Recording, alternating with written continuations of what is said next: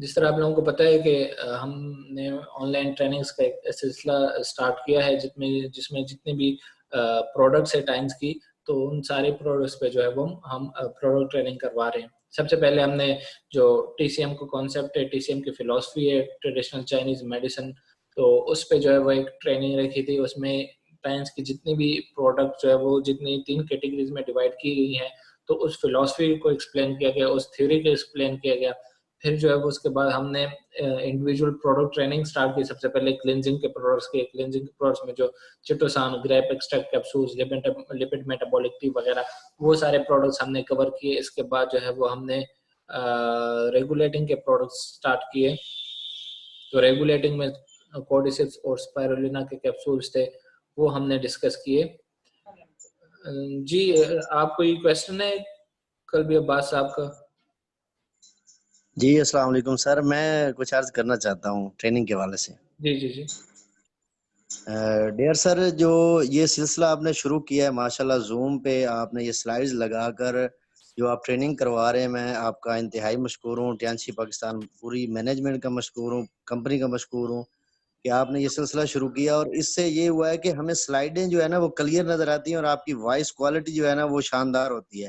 اس سے پراپر ہمیں سمجھ آئی، اور اس کو ڈاؤن لوڈ کر کے آگے ڈپلیکیٹ کر رہے ہیں، لوگوں کو لنک سینڈ کر رہے ہیں، اور اس سے بہت زبردست جو ہے نا ہمیں جو ہے بینیفٹس ملے ہیں. اور آپ سے ہمبل ریکویسٹ ہے کہ اس سلسلے کو جو ہے نا آپ کنٹینیو رکھیں. جیسے کہ پہلے ٹریننگز ہوتی تھی، اس میں نہ وائس کلیئر ہوتی تھی جو آپ گیدرنگ میں کرتے تھے، چاہے وہ ٹریننگ ہال میں ہوتا تھا یا جہاں بھی ہوتی تھی ٹریننگ. وہ انتہائی شاندار اس کے جو ہے نا ریزلٹس آئے ہیں الحمدللہ.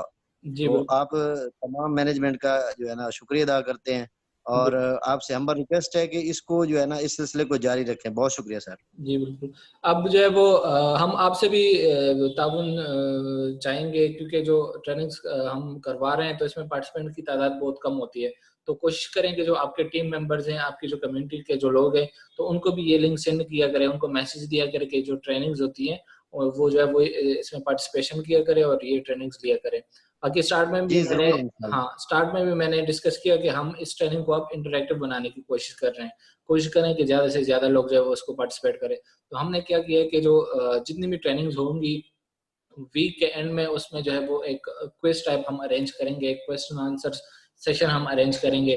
تو اس میں جو کویسچنز میں پوچھوں گا تو وہ ریلیونٹ ٹو دا جو پریویسلی ویک میں جو ہے یا اس ویک میں جو ٹریننگز ہو گئی ہیں، تو ان ٹریننگز کے حوالے سے جو بریفلی کویسچن آنسر سیشنز ہوگا. میں کویسچن پوچھوں گا، آپ لوگ آنسرز دیں گے، اور جو لوگ وہ کوئز کوالیفائی کریں گے تو ان کے لیے جو ہے ہم نے گفٹس بھی رکھے ہوئے ہیں، تو ان کو جو ہے وہ اس حساب سے پھر وہ گفٹس وغیرہ بھی ملیں گے. تو کوشش کیا کریں کہ جو ٹریننگ ہوتی ہے ان کو سیریسلی لیں، ان کو جو ہے وہ اٹینٹیولی لیں، اور جو نالج آپ کو یہاں سے ملتا ہے تو آپ لوگ جو ہے وہ اس کو فردر بھی ڈپلیکیٹ کیا کریں اور اپنے ٹیم ممبرس کو جو ہے وہ انفارم کیا کریں، تاکہ وہ سارے یہ جو ٹریننگ ہوتی ہیں آن لائن ٹریننگ اس میں حصہ لیا کریں. تو ٹاپک جو ہے وہ شروع کرتے ہیں آج کا، ٹائنز ایکسپرٹ آف کیلشیم. اس میں جو ہے وہ اچھا، اس سے پہلے میں جس کیٹیگری سے یہ بلانگ کرتا ہے اس کیٹیگری کے بارے میں بتاتا چلوں. ٹی سی ایم کی فلاسفی میں ہم نے کیا پڑھا تھا کہ ٹائنز کی کیٹیگریز، ٹائنز کے پروڈکٹس کو 3 کیٹیگریز میں ڈیوائڈ کیا گیا تھا: کلینزنگ، ریگولیٹنگ اینڈ ریپلینشنگ. کلینزنگ اور ریگولیٹنگ کی کیٹیگریز ہم نے پڑھ لی تھی، وہ ہم نے ڈسکس کر لی تھی. آج سے ہم سٹارٹ کرنے جا رہے ہیں ریپلینشنگ کی کیٹیگری. ریپلینشنگ کی کیٹیگری کون سی ہے؟ کائنڈلی مائک اپنا آف کر لیں.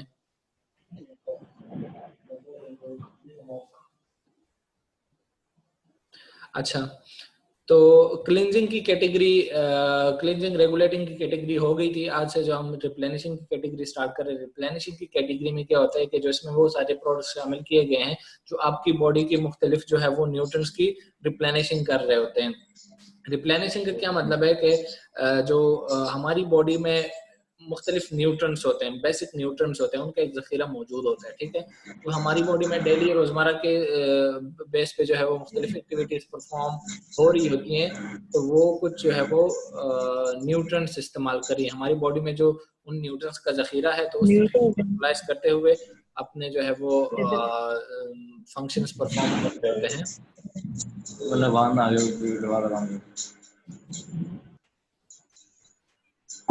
جی رانا محسن صاحب، کوئی کوشچن ہے آپ کا؟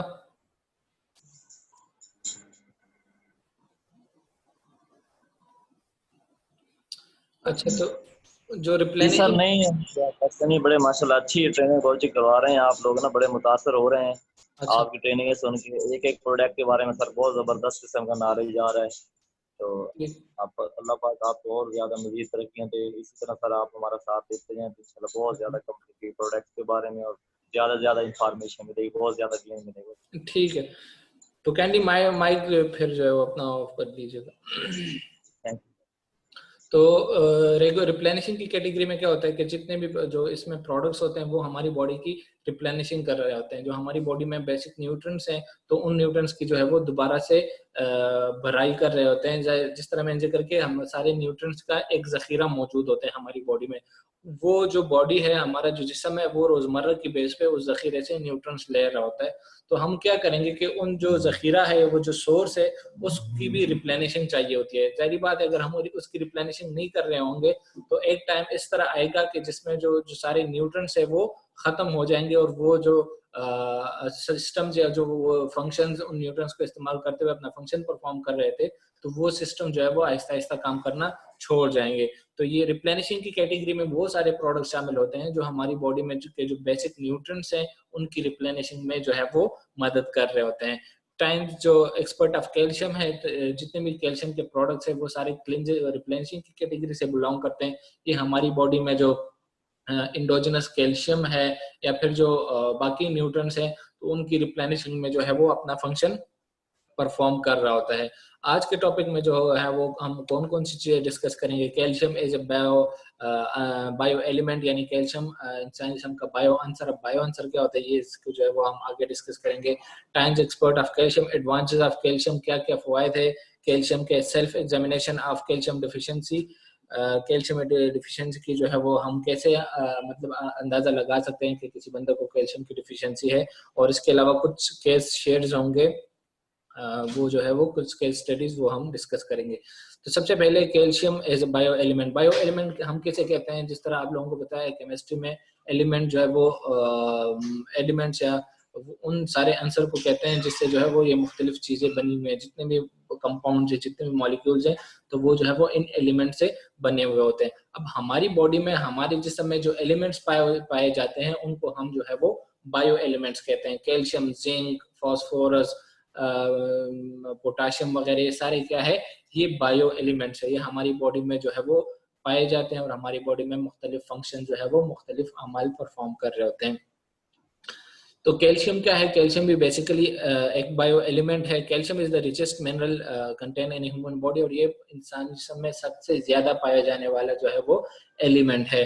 Which accounts for 1.5 to 2% of the body weight, और ये इंसानी जिस्म का 1.5 से लेके 2% तक जो इसका इंसान जिस्म का वेट है उसमें क्या है, 1.5 से 2% उसका जो है वो वेट सिर्फ कैल्शियम की वजह से होता है। And is known as the biological element, इसको बायोलॉजिकल एलिमेंट कहते हैं। अच्छा, सोर्सेज बेसिकली जो कैल्शियम के है वो हमारी बॉडी में दो टाइप का कैल्शियम पाया जाता है। एक वो जो हमारी ब्लड में, जो हमारे खून में सर्कुलेट कर रहा होता है, उसे हम कहते हैं ब्लड कैल्शियम, जो हमारी ब्लड में प्रेजेंट होता है। इसके अलावा एक और जो सोर्स है कैल्शियम का, वो क्या है, हमारे बोन्स है। ठीक है, हमारे बोन्स में भी जो है वो बहुत ज्यादा तादाद में कैल्शियम पाया जाता है, बल्कि मोस्टली जो कैल्शियम पाया जाता है वो हमारे बोन्स में जो है वो मौजूद होता है। 99% का जो कैल्शियम है हमारी बॉडी में, 99% का कैल्शियम हमारे बोन्स यानी हड्डियों में मौजूद होता है, और उसका जो 1% है वो हमारे ब्लड में जो है वो सर्कुलेट कर रहा होता है। ब्लड में इसका क्या किरदार होता है, बोन में जो कैल्शियम होता है वो तो एक मैट्रिक्स के तौर पे काम कर रहा है, यानी उनके उस कैल्शियम पे जो है वो उस बोन की, उस हड्डी की बुनियाद है बेसिकली हमारे बोन में। जबकि ब्लड में जो कैल्शियम होता है, हमारे खून में जो कैल्शियम होता है, वो क्या करता है कि जो डेली बेस पे मुख्तलिफ एक्टिविटीज, मुख्तलिफ फंक्शंस हो रहे होते हैं हमारी बॉडी में, मुख्तलिफ एंजाइम जो है वो काम कर रहे होते हैं, मुख्तलिफ मेटाबॉलिज्म वगैरह जो होती है, तो इन सारे फिजियोलॉजिकल प्रोसेस में जो है वो कहीं ना कहीं पे इस कैल्शियम का रोल जो है वो होता है। और ये कैल्शियम कौन प्रोवाइड करता है, ये ब्लड प्रोवाइड करता है। अब इन दोनों बोन के कैल्शियम में और ब्लड के कैल्शियम में बैलेंस होना जो है वो ضروری ہے. اب اگر کسی وجہ سے جو ہے وہ ہمارا بلڈ کیلشیم کم ہونا شروع ہو جائے, بلڈ کیلشیم اگر ہمارا جو نارمل لیول ہے اس سے کم ہونا شروع ہو جائے, تو جو بون کیلشیم ہے وہ کیا کر رہا ہے, وہ ٹرانسفر ہونا شروع ہو جاتا ہے ٹورڈز دا بلڈ. یعنی ہمارے ہڈیوں میں جو کیلشیم پایا جا رہا ہے وہ آہستہ آہستہ ٹرانسفر ہوتا ہے کہاں پہ, ہمارے بلڈ میں. اسی طریقے سے اگر ہماری بونز میں یعنی ہماری ہڈیوں میں جو کیلشیم ریکوائرڈ ہے, تو اگر وہ کیلشیم اس نارمل لیول سے کم ہے تو کیا ہوگا کہ ہمارے جو بلڈ میں کیلشیم ہے وہ آہستہ آہستہ ٹرانسفر ہوگا ٹورڈز دا بونز اور ہڈیوں کی طرف ٹرانسفر ہوگا, اور اس طریقے سے جو ہمارے بلڈ کا کیلشیم ہے اس کا لیول جو ہے وہ ڈاؤن ہو جائے گا. یہ کون ریگولیٹ کر رہا ہوتا ہے؟ Secretion of پیراتھائرائڈ hormones. پیراتھائرائڈ ہارمونز ہماری باڈی, مختلف ہارمونز ہوتے ہیں ہماری باڈی میں, ٹھیک ہے, جو مختلف فنکشنز پرفارم کرتے ہیں. تو اس اسپیسیفک ہارمون کا کیا فنکشن ہے کہ یہ تب ایکٹیویٹ ہوتا ہے جب ہمارا بلڈ کیلشیم اپنے لیول سے کم ہو جائے. جب بلڈ کیلشیم اپنے لیول سے کم ہو جائے تو یہ بون کیلشیم, یہ ہارمون کیا کرتا ہے, یہ ہارمون ریلیز ہوتا ہے اور یہ ہارمون پھر میسج دیتا ہے بونز کو, پھر اس بون سے کیلشیم ٹرانسفر ہوتا ہے ٹورڈز دا بلڈ خون کی طرف. جبکہ ان کنٹراسٹ دوسرا ہارمون کا کیا نام ہے, تھائرائیڈ ہارمون ہے. وہ کیا ہوتا ہے کہ جب ہمارے بونز میں, ہماری ہڈیوں میں جو کیلشیم ہے وہ اپنے ریکوائرڈ کوانٹٹی اپنے نارمل لیول سے کم ہوتا ہے, تو ہمارے جو بلڈ کا کیلشیم ہے وہ ٹرانسفر ہوتا ہے ٹورڈز دا بونز, اور اس طریقے سے جو ہمارے بلڈ کیلشیم ہے وہ آہستہ آہستہ جو ہے وہ ڈیکریز ہونا شروع ہو جاتا ہے. تو یہ کچھ ٹرانسفارمیشنز ہوتی ہے ہماری باڈی میں کیلشیم کی, کہ کیلشیم جو ہے وہ کیسے ہمارے بلڈ سے بونز کی طرف جاتا ہے اور بون سے جو ہے وہ بلڈ کی طرف جاتا ہے. اس کے علاوہ the harm of calcium deficiency, اگر کسی بندے کو کیلشیم کی ڈیفیشنسی ہے تو اس کے کیا کیا نقصانات ہیں اور اس سے جو ہے وہ کون کون سے کنڈیشنز ارائز ہو سکتے ہیں. سب سے پہلے تو نی ناکنگ یعنی ٹیڑے گھٹنے, جو اکثر بچوں میں یا بڑوں میں آپ لوگوں نے دیکھے ہوگے جن کے گھٹنے جو ہوتے ہیں, جن کے لیگز کمزور ہوتے ہیں, تو اس کو نی ناکنگ کہتے ہیں. نی ناکنگ جب وہ دونوں گھٹنے جو ہے وہ آپس میں لگ رہے ہوتے ہیں, جبکہ بورڈ لیگ کی ہوتی ہیں, بورڈ لیگز وہ اس طرح ہوتی ہیں کہ ان میں جو دونوں گھٹنوں میں جو گیپ ہے وہ بہت زیادہ ہوتا ہے, ٹھیک ہے. تو یہ دونوں کنڈیشنز کس وجہ سے, کیلشیم کی ڈیفیشنسی کی وجہ سے جو ہے وہ ارائز ہو سکتی ہیں. اس کے علاوہ دوسرا جو ہے وہ ہے شارٹ اینڈ اسمال, قد کا چھوٹا ہونا. بعض جو کم قد والے لوگ ہوتے ہیں تو ان کے جو ہے وہ موسٹلی کیلشیم ڈیفیشنسی کے لوگ جو ہے وہ شارٹ جو قد ہے اس سے جو ہے وہ ان کو ہو سکتا ہے. اس کے علاوہ ہم بیک, جو اکثر آپ نے لوگ دیکھے ہوں گے جن کا پش جو ہے وہ ابھرا ہوا ہوتا ہے, وہ کیونکہ یہ ساری کیا ہے, یہ بون ڈیولپمنٹ صحیح نہیں ہوتی. ظاہری بات ہے بون ڈیولپ, یہ آگے ہم جا کے پڑھیں گے کہ کیلشیم کا بہت امپورٹنٹ رول ہے بون ڈیولپمنٹ میں, ہڈیوں کے بننے میں بہت زیادہ رول ہے. بون ڈیولپمنٹ اصل میں کہتے ہیں ہڈیوں کی گروتھ کو, ہڈیوں کے ڈیولپمنٹ کو, ہڈیوں کے بننے کو. تو جب یہ چیزیں بن رہی ہوتی ہیں, جب ہمارے بونز ڈیولپ ہونا شروع ہو رہے ہوتے ہیں, تو اگر اس ٹائم پہ جو ہے وہ کیلشیم کی ڈیفیشنسی, کیلشیم ہم پراپر اماؤنٹ میں نہیں دیتے, تو یہ مختلف کنڈیشن جو ہے وہ ارائز ہوتی ہے. ہم بیل کیا ہوتا ہے, ابری ہوئی جو ہے وہ آپ لوگوں نے دیکھا ہوگا پش ہوتی ہے ان لوگوں کی, تو وہ کیوں, کیونکہ ان کا جو بون ہے وہ پراپرلی ڈیولپ نہیں ہوئے ہوتے. اس کے علاوہ مختلف کمر کے درد, ٹانگوں اور ہاتھوں میں درد وغیرہ, تو یہ ساری کس کی علامات ہے, کیلشیم کی ڈیفیشنسی کی. کیوں, کیونکہ جب یہ بون ڈیولپ ہو رہے تھے تو تب جو ہے وہ باڈی کو جو ریکوائرڈ اماؤنٹ آف کیلشیم ہے وہ نہیں ملا تھا, اور اس طریقے سے جو ہے وہ ان کے جو بون ڈیولپ ہوئے تھے وہ ویک ڈیولپ ہوئے. اس کی وجہ سے یہ ساری کنڈیشن جو ہے وہ رائز ہوئی. Calcium is directly related to our bone health. جس طرح میں نے ذکر کیا کہ جو بونز ہیں اس میں موسٹ امپورٹنٹ پارٹ جو ہوتا ہے, اس کا جو اسکیلیٹن ہوتا ہے, اس کا جو مین میٹرکس ہوتا ہے وہ کیلشیم ہوتا ہے. اس کیلشیم سے جو ہے وہ بون ملتا ہے. تو اگر آپ کے باڈی میں جو ہے وہ کیلشیم کی اماؤنٹ پراپر ہے, آپ کو جو ہے وہ ڈیولپمنٹ سٹیج میں کیلشیم پراپر اماؤنٹ میں ملا تھا, تو آپ کے سارے جو بونز ہوں گے وہ ہیلدی ہوں گے. اس کے علاوہ اگر جو مین ایج ہے جس میں یہ مختلف آرگنز ڈیولپ ہو رہے ہوتے ہیں, اگر اس میں کوئی کیلشیم کی ڈیفیشنسی تھی تو اس سے جو ہے مختلف کنڈیشنز ارائز ہو سکتی ہے, جو ہم نے پچھلے سلائڈ میں جو ہے وہ ڈسکس کی.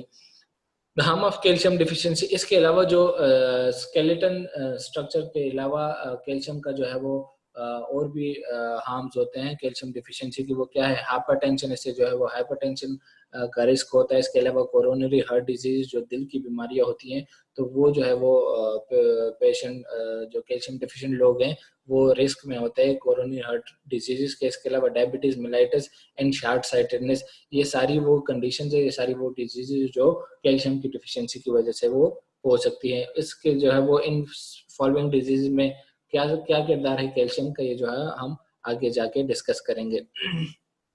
Calcium plays an important role in the human body as messenger participate in the regulation of cell physiological activities. جیسے میں نے ذکر کیا کہ ہماری باڈی میں مختلف ایکٹیویٹیز ہو رہی ہوتی ہیں، ہماری باڈی میں سیلز ہوتے ہیں، ان سیلز میں جو ہے مختلف کمیونیکیشنز ہوتی ہیں، مختلف ایکٹیویٹیز ہوتی ہیں. تو ان ایکٹیویٹیز میں جو ہے وہ کیلشیم کا کردار رہتا ہے. کیلشیم اگر میں ایک ایگزامپل دیتا جاؤں تو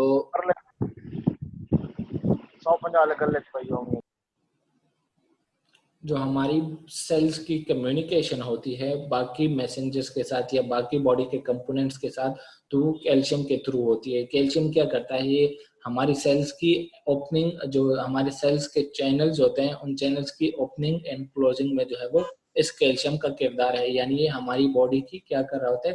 ٹریفکنگ کر رہا ہوتا ہے. ہماری باڈی میں مختلف جو انزائمز کی موومنٹ ہوتی ہے، جو نیورو ٹرانسمیٹرز کی موومنٹ ہوتی ہے in and out toward the cell, cell کے اندر جو چیزیں جاتی ہیں اور سیل سے باہر جو چیزیں جاتی ہیں، جو نیوٹرنٹس جاتے ہیں، ان ساری چیزوں میں جو ہے وہ کیلشیم کا کردار جو ہے وہ ہوتا ہے. اور اس وجہ سے جو ہے وہ the traffic of the body, جو اس سے ٹریفک آف دا باڈی سے تشبیہ دی گئی ہے تو وہ اسی وجہ سے دی گئی ہے کیلشیم کو کہ یہ آپ کی باڈی کی جو ٹریفکنگ ہے اس کو جو ہے وہ کنٹرول کر رہا ہوتا ہے. سیلز کی جو موومنٹ ہوتی ہے، سیلز میں نیوٹرن کی موومنٹ، نیوٹرنس کا اندر جانا، جو سیل سے باہر نکلنا، میٹابولائٹس کا بننا، ان میٹابولائٹس کو جو ہے وہ جسم سے نکالنا، تو ان ساری چیزوں میں جو ہے وہ کیلشیم کا رول ہوتا ہے.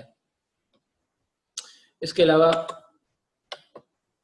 harm of calcium deficiency can be so serious that it can cause 109 kinds of diseases. اور اتنی خطرناک ہو سکتی ہے کیلشیم کی ڈیفیشینسی کہ یہ کیا کر سکتی ہے؟ آپ کی باڈی میں جو ہے وہ 109 قسم کی بیماریاں جو ہے وہ بیماریوں کا سبب بن سکتی ہیں. ڈائریکٹلی تو نہیں یہ اتنی زیادہ کوز کرتی، لیکن انڈائریکٹلی جو ہے وہ اس سے اتنی بیماریاں جو ہے وہ پیدا ہو سکتی ہیں. جس طرح ڈائریکٹلی تو وہ ہوں گی جو ہمیں نظر آتی ہوں گی، جس طرح بورڈ لیگز کا ہم نے ایگزامپل دی، یا نی ناکنگ جو ٹیلے گھٹنے، یا ہم بیگ جو ابری ہوئی پشت ہوتی ہے، یہ سارے جو ہے وہ ڈائریکٹ ایفیکٹس ہیں کیلشیم کے، ڈائریکٹ ڈیزیزز ہیں کیلشیم کی ڈیفیشینسی کے.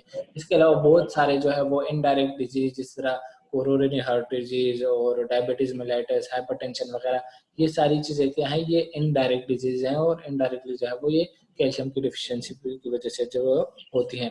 Why should we consume calcium supplement؟ اب کیلشیم سپلیمنٹ لوگوں کو کیوں لینا چاہیے؟ دیکھیں، اگر ہم اپنی زندگی کو مختلف سٹیجز میں ڈیوائڈ کریں، ٹھیک ہے، تو ہماری سٹیجز کے جس طرح یہاں پہ کیا گیا ہے، اس میں انسانی زندگی کو 5 سٹیجز میں ڈیوائڈ کیا گیا ہے، بلکہ 6 سٹیجز میں، ٹھیک ہے. سب سے پہلا سٹیج کون سا ہے؟ یہ جو آپ کو نظر آ رہا ہے، یہ وہ والا سٹیج ہے ایمبریونک سٹیج، ٹھیک ہے. ایمبریونک سٹیج یہ وہ والا سٹیج ہے جب ہماری ایگزسٹنس، ہم اس دنیا میں جو ہے وہ نہیں آئے ہوئے ہوتے ہیں، یعنی ہماری مدر کے فیٹس میں جو ہے وہ، یا بچہ میں جو جس ایمبریو سے بچہ بنتا ہے، ٹھیک ہے، تو ایک تو وہ سٹیج ہے ایمبریونک ڈیولپمنٹ، ایمبریو سے کہتے ہیں جس زائگوٹ سے جو بچہ بنتا ہے. تو اس کی ڈیولپمنٹ میں جو ہے وہ کیلشیم کا بہت امپورٹنٹ رول ہوتا ہے. جو مختلف ایمبریونک پروسیسز ہوتے ہیں، جو ایمبریو میں جو ایکٹیویٹیز چل رہے ہوتے ہیں، جو فزیولوجیکل ایکٹیویٹیز چل رہی ہوتی ہیں، ان سب میں جو ہے وہ کیلشیم کا کردار رہتا ہے. اس کے علاوہ فیٹل سٹیج وہ سٹیج ہوتا ہے جب بچہ تو بن جاتا ہے لیکن وہ ماں کی پیٹ میں جو ہے وہ ہوتا ہے، اور اس کو ہم فیٹل سٹیج کہتے ہیں، ٹھیک ہے. تو اس فیٹل سٹیج میں بھی جو ہے مختلف آرگنز بن رہے ہوتے ہیں، مختلف آرگن کی ڈیولپمنٹ ہو رہی ہوتی ہے، آپ کے بونز بن رہے ہوتے ہیں، آپ کے جو ہے وہ مختلف آرگنز جو ہے لنگز، ہارٹس وغیرہ، باقی جو آرگنز ہیں وہ بن رہے ہوتے ہیں. تو ان سب سارے آرگن کی ڈیولپمنٹ کے لیے جو ہے وہ کیا کیلشیم ریکوائرڈ ہوتا ہے.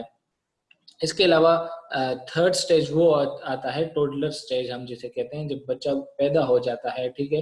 تو بچہ پیدا ہونے کے بعد جو ہے وہ اس کا جو ڈیولپمنٹ کا پروسیس ہے وہ چل رہا ہوتا ہے, جو انیشیل ڈیولپمنٹ اس کی ہو گئی ہوتی ہے, جو انیشیلی بون اس کے بن گئے ہوتے ہیں, تو اب ان بونز نے کیا کرنا ہے, ان بونز نے بڑھنا ہے, اس نے ہائٹ میں بڑھنا ہے, ان آرگنز نے بڑھنا ہے, اس میں جو مختلف سسٹمز ہوتے ہیں ان سسٹمز نے ڈیولپ ہونا ہے, تو ان سارے سسٹمز کی ڈیولپمنٹ کے لیے بھی جو ہے وہ کیلشیم ریکوائرڈ ہوتا ہے. اس کے علاوہ جو ایڈلٹ لائف ہے, ٹھیک ہے, ایڈلٹ لائف میں جب بندہ پہنچ جاتا ہے, جب اس کے سارے آرگن سارے سسٹم فلی ڈیولپ ہو جاتے ہوتے ہیں, ٹھیک ہے, تو اس سٹیج میں بھی کیلشیم ریکوائرڈ ہوتا ہے. وہ کس لیے, کیونکہ وہ ایڈلٹ پھر مختلف ایکٹیویٹیز پرفارم کرتا ہے جس میں کیا ہوتا ہے, وہ کیلشیم کنزیوم ہوتا رہتا ہے, جو اس کا جو آلریڈی کیلشیم کا ذخیرہ بن گیا ہوتا ہے, ٹھیک ہے, تو مختلف ایکٹیویٹیز مختلف کام کاج جو ہے وہ پرفارم کرتا ہے, ان کام میں جو ہے وہ اس کیلشیم کی کنزمپشن ہوتی ہے. جب کنزمپشن ہو رہی ہوتی ہے تو اس کے لیے جو ہے وہ باہر سے کیلشیم کی سپلیمنٹیشن جو ہے وہ لازمی ہوتی ہے. اس کے علاوہ جو پریگننٹ وومنز ہوتی ہیں ان کے لیے بھی بہت زیادہ کیلشیم ریکوائرڈ ہوتا ہے. کیوں, کیونکہ ایک تو ان کا اپنا جسم کیلشیم استعمال کر رہا ہوتا ہے, دوسرا جو ان کے پیٹ میں جو بچہ ہوتا ہے, ٹھیک ہے, تو وہ بچے بھی مختلف جو ہے وہ اس میں بھی ڈیولپمنٹل پروسیسز ہو رہے ہوتے ہیں, مختلف آرگنز ڈیولپ ہو رہے ہوتے ہیں, تو وہ کیلشیم کہاں سے لیتا ہے, اگر اسے کوئی کیلشیم کی ڈیفیشنسی ہے تو وہ تھرو پلیسنٹا اپنی جو مدر ہے اس کے کیلشیم سے جو ہے وہ کیلشیم استعمال کرتا ہے. تو اس طریقے سے جو ہے وہ پریگننٹ وومن جو حاملہ خواتین ہیں ان کے لیے کیلشیم جو ہے وہ بہت ضروری ہے, اور انہوں نے باہر سے جو ہے وہ سپلیمنٹیشن اس کی لازمی ہوتی ہے.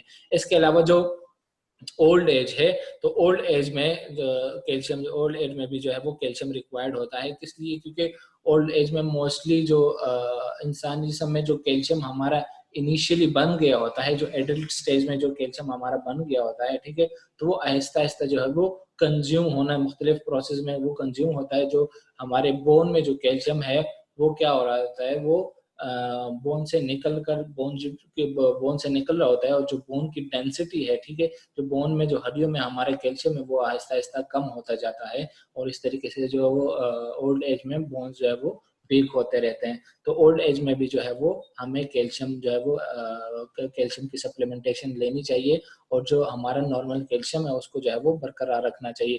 تو یہ انسانی سٹیج کے جو ہے وہ انسانی لائف کے مختلف سٹیجز ہیں, ان سٹیجز میں کیوں جو ہے وہ کیلشیم چاہیے, صرف کیلشیم نہیں بلکہ باقی جو نیوٹرنٹس ہیں وہ بھی جو ہے وہ اسی سٹیج میں جو ہے وہ چاہیے ہوتے ہیں. تو باقی نیوٹرنٹس کے ساتھ ساتھ کیلشیم کی سپلیمنٹیشن بھی جو ہے وہ امپورٹنٹ ہے, وہ بھی ضروری ہے.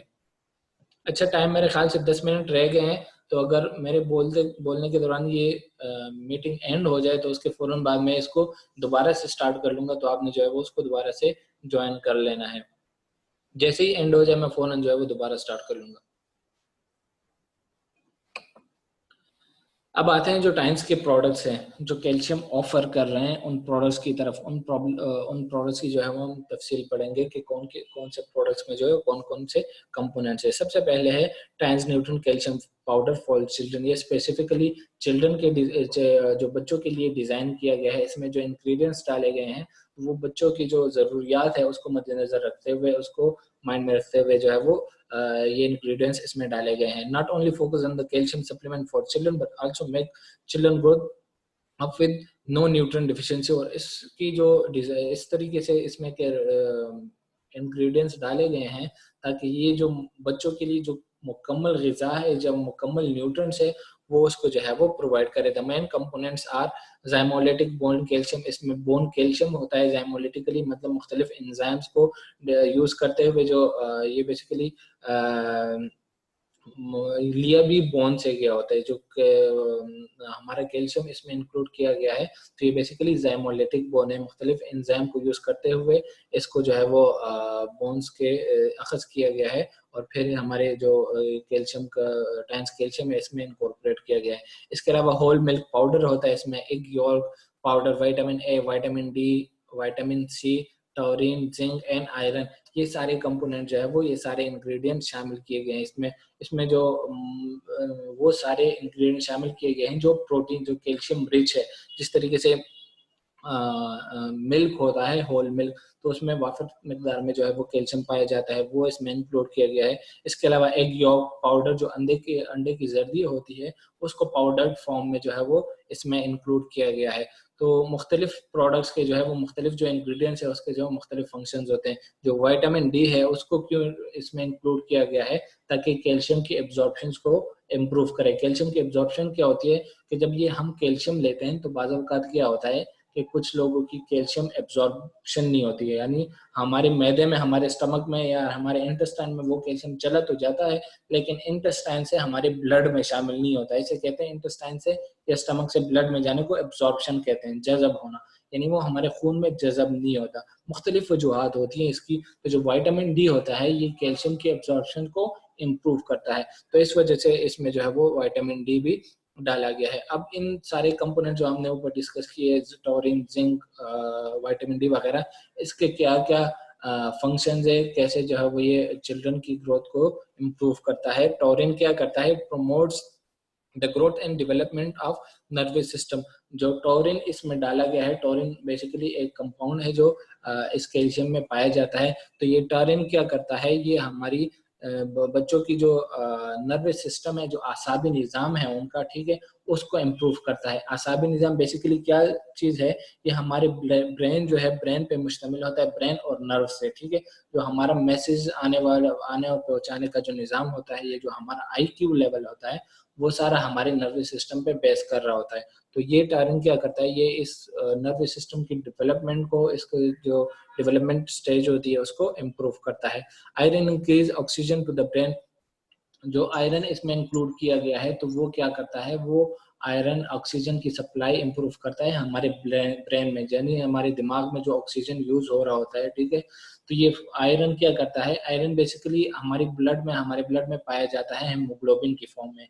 और हेमोग्लोबिन क्या, उसका क्या काम होता है, उसका काम होता है हमारे बॉडी के मुख्तलिफ ऑर्गन्स तक ऑक्सीजन पहुंचाना।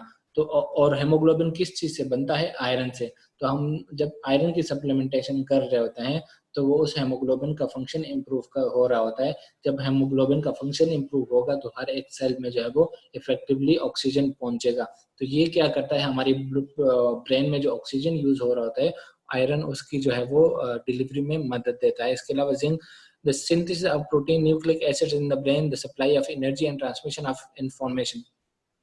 हमारी ब्रेन में जो मुख्तलिफ प्रोटीन सिंथेसिस हो रही होती है, प्रोटीन्स हमारी बॉडी के मॉलिक्यूल्स होते हैं जो मुख्तलिफ फंक्शंस परफॉर्म करते हैं हमारी बॉडी में, ठीक है। तो उन प्रोटीन सिंथेसिस के लिए जिंक रिक्वायर्ड होता है। तो हम अगर जिंक की सप्लीमेंटेशन कर रहे हैं बाहर से, तो क्या कर रहे हैं, प्रोटीन सिंथेसिस इंप्रूव हो रही है। हमारे दिमाग में, हमारे ब्रेन में जो प्रोटीन्स बन रहे होते हैं, तो उनकी प्रोडक्शन जो है वो इम्प्रूव होती है। और इस तरीके से ये सारे न्यूट्रिएंट्स क्या करते हैं, ये ओवरऑल हमारे नर्वस सिस्टम को, हमारा जो ब्रेन है यानी हमारा IQ लेवल जो है, उन सारे सिस्टम्स को इम्प्रूव करता है। इसके अलावा जिंक जो इसमें डाला गया है, जिंक का क्या फंक्शन है, zinc is one of the important elements involve in the immune system. ये हमारी मुदाफिती निज़ाम में जो इम्पोर्टेंट एक अहम एलिमेंट है। And the right amount of zinc can cause immune organs, bone marrow, thymus, spleen development and functional maturation, immune system function, nutrition and regulation। ये क्या कर रहा होता है, ये हमारे जो इम्यून सिस्टम के ऑर्गन्स है, जिस तरह के बोन मैरो, थाइमस और स्प्लीन, ठीक है, ये वो सारे ऑर्गन्स है जिसमें मुख्तलिफ जो इम्यून सिस्टम के सेल्स हैं वो बन रहे होते हैं। इम्यून सिस्टम के सेल्स क्या होता है, ये हमने इम्यूनिटी की प्रेजेंटेशन में पढ़ा था कि हमारी बॉडी का जो मुदाफिती निज़ाम है, जो हमारा दिफाई सिस्टम है हमारे जिस्म का, वो मुख्तलिफ सेल्स पे मुश्तमिल होता है। वो सेल्स हमारी बॉडी में मौजूद होते हैं और रेगुलरली पेट्रोलिंग कर रहे होते हैं। जहाँ कहीं पे उनको कोई सस्पिशियस एक्टिविटी नजर आती है, तो वो न्यूट्रिएंट्स क्या करते हैं, वो सेल्स वहां पे जाते हैं और उस ऑर्गन, उस वायरस, उस बैक्टीरिया को किल करते हैं। तो ये जिंक क्या करता है, ये हमारे जो ऑर्गन्स हैं, bone marrow, thymus and spleen, इनके फंक्शन को इम्प्रूव करता है। और ये सारे वो ऑर्गन्स हैं जहाँ पे इम्यून सिस्टम के सेल्स बन रहे होते हैं। जब हमारे ये ऑर्गन्स इम्प्रूव है, स्ट्रॉन्ग है, तो हमारी बॉडी में इफेक्टिवली मुदाफिती निज़ाम के सेल्स बनेंगे और इस तरीके से हमारा ओवरऑल जो मुदाफिती निज़ाम है वो इम्प्रूव होगा, वो बेहतर होगा। इसके अलावा calcium deficiency and I site, calcium deficiency हमारे नज़र में जो है वो कैल्शियम का बहुत इंपॉर्टेंट रोल है। कैल्शियम की डिफिशिएंसी की वजह से नज़र की कमजोरी भी हो सकती है। Calcium deficiency is one of the important reasons of the vision dysplasia and even from short sightedness. Calcium की डिफिशियंसी क्या होती है, इससे मुख्तलिफ जो आई साइट से रिलेटेड, हमारे आंखों से रिलेटेड जो बीमारियां होती हैं वो पैदा होती हैं, जो नज़र की कमज़ोरी है या जो नज़दीक के नज़र की कमज़ोरी है, तो ये सारी किस वजह से कैल्शियम की डिफिशियंसी जो है वो ये बीमारियां ये कंडीशंस कॉज कर सकते हैं. Lack of vitamin A lead to dry eye and night blindness. जो अक्सर ऐसे लोग, आप बच्चे, आपने मोस्टली बच्चों में ये होता है कि उनको जो है वो रात के अंधेरे में कुछ नजर नहीं आता, इसको कहते हैं नाइट ब्लाइंडनेस, यानी रात के अंधेरे में जो है वो कुछ नजर ना आना. तो ऐसे बच्चों में मोस्ट इंपोर्टेंट क्या होता है, मोस्टली विटामिन ए की कमी होती है. विटामिन ए की वजह से जो है वो उनको नाइट ब्लाइंडनेस होती है. Vitamin C can prevent ageing, avoid retinal suffer from UV damage to help promote eye health. Vitamin C जो इसमें डाला गया है, विटामिन सी जो इसमें इंक्लूड किया गया है, तो ये एंटी एजिंग का फंक्शन परफॉर्म करता है, यानी बढ़ती उम्र के असरात को कम करता है. और एजिंग की वो असरात क्या होते हैं कि आपके मुख्तलिफ जो ऑर्गन्स है, मुख्तलिफ सिस्टम्स है, वो आहिस्ता आहिस्ता काम करना छोड़ जाते हैं, वो सिस्टम जो है वो वीक होना शुरू होते हैं. तो विटामिन सी क्या करता है, ये एंटी एजिंग करता है, आपकी बॉडी में जो बढ़ती उम्र के असरात हैं उनको रोकता है और सारे ऑर्गन्स को, सारे सिस्टम्स को जो है वो स्ट्रॉन्ग रखता है. इसके अलावा taurine improve nerve conduction, promoting the development of retina and improve visual function. Taurine जो है वो आईक्यू लेवल के अलावा इसका आपके आई साइड पे भी जो है वो पॉजिटिव इफेक्ट है, या आपके विजुअल फंक्शन जो है उसको इम्प्रूव करता है. और डेवलपमेंट ऑफ रेटिना. रेटिना हमारी आंख का वो पार्ट है जहाँ पे जो भी चीज हम देखते हैं तो उसका इमेज, उसका एक अक्स बनता है.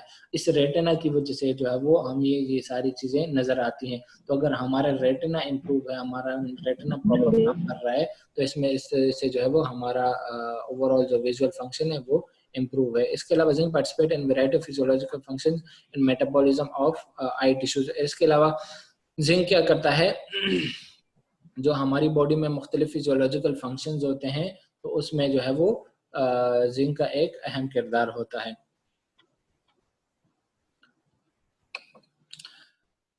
Child and adolescent growth and development characteristic.